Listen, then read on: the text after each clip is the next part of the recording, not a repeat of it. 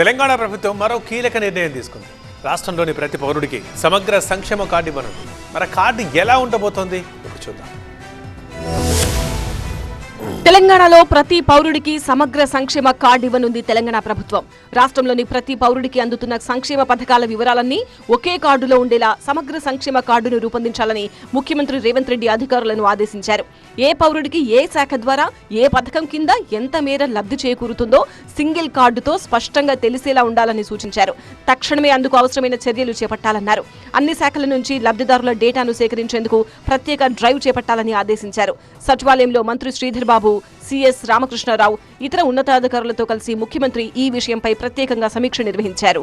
సమగ్ర సంక్షేమ కార్డు ద్వారా రాష్ట్రంలోని ప్రతి పౌరుడికి పూర్తి సంక్షేమ ప్రొఫైల్ ఒకే చోట అందుబాటులోకి వస్తుందని ముఖ్యమంత్రి రేవంత్ రెడ్డి తెలిపారు.